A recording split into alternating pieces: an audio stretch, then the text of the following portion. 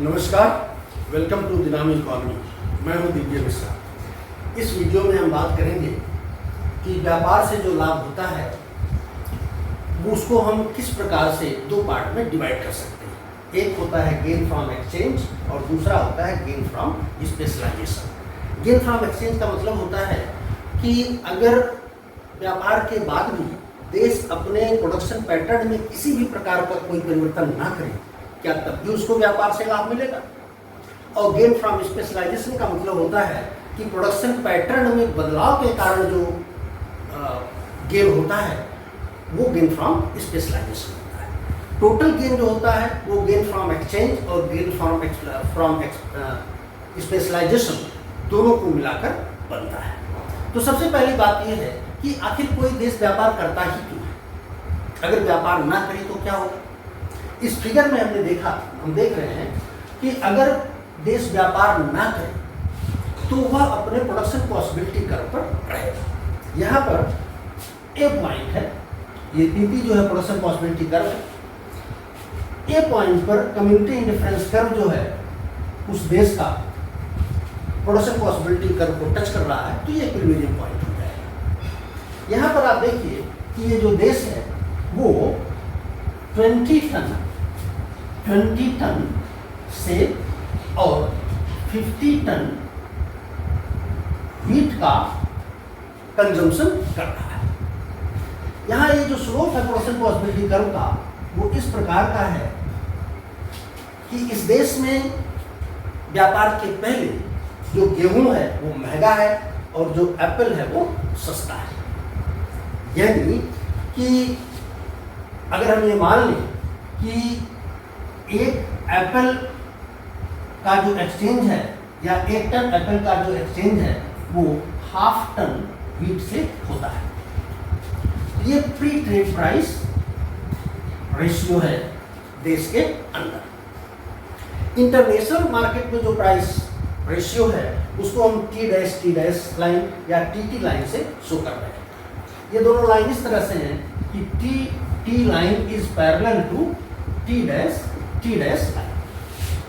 और ये price ratio इस प्रकार से है कि 1 टन एप्पल ये इंटरनेशनल में बराबर है 1 टन व्हीट के, और यहीं से गेन फ्रॉम ट्रेड निकल कर आता है।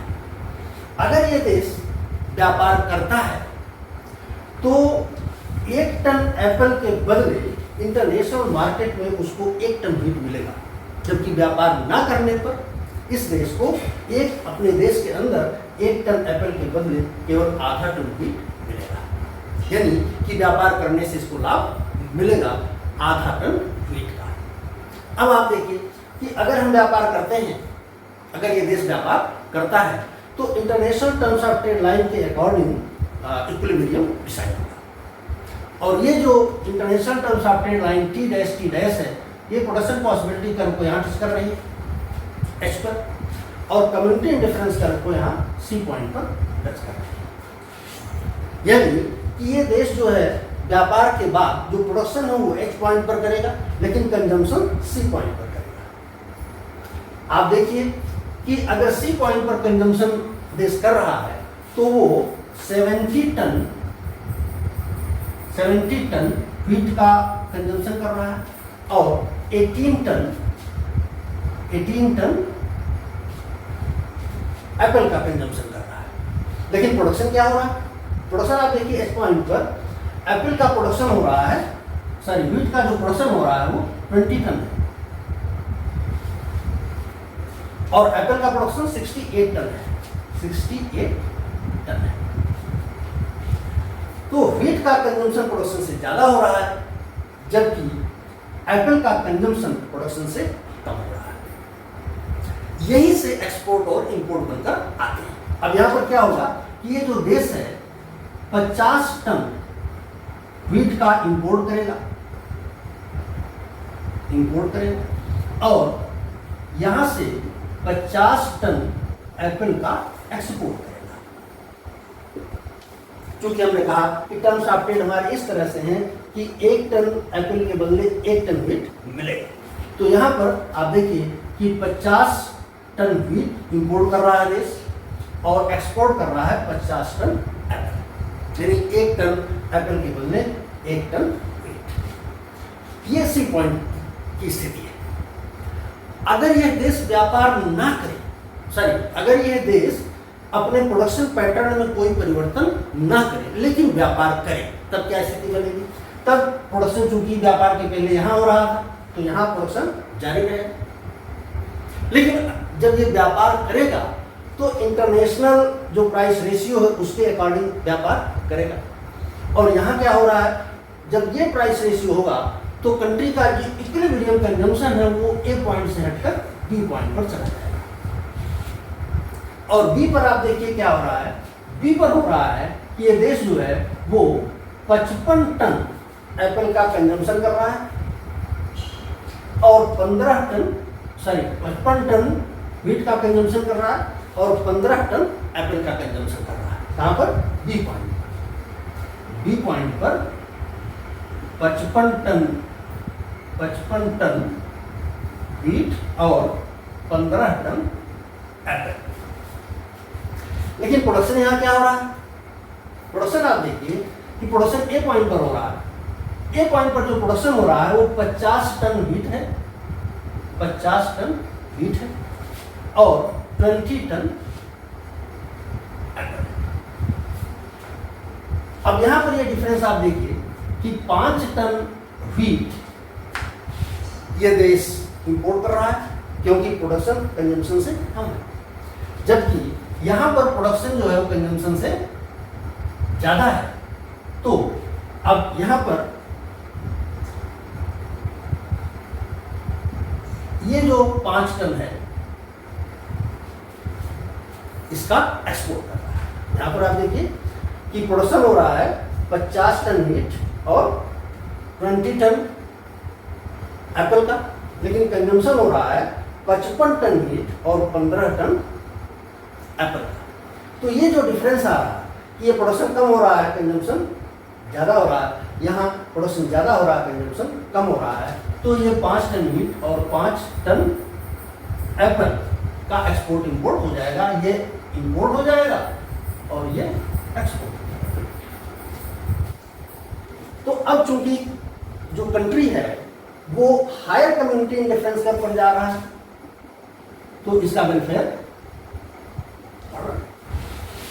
यानी कि अगर देश प्रोडक्शन पैटर्न में कोई परिवर्तन ना करे लेकिन फ्री ट्रेड दूसरे देश के साथ करे तो भी उसका जो वेलफेयर है वो पहले की अपेक्षा बेहतर होगा। ऐसे बी पॉइंट यहाँ प्रोडक्शन में कोई परिवर्तन नहीं हुआ देश का, जो पहले प्रोडक्शन हो रहा था विदाउट ट्रेड वही प्रोडक्शन अभी भी जारी है, लेकिन व्यापार के कारण जो देश है इसका वेलफेयर बढ़ रहा है। तो ये जो मूवमेंट है from A to B, A to B, इसको हम कहते हैं गेन फ्रॉम एक्सचेंज।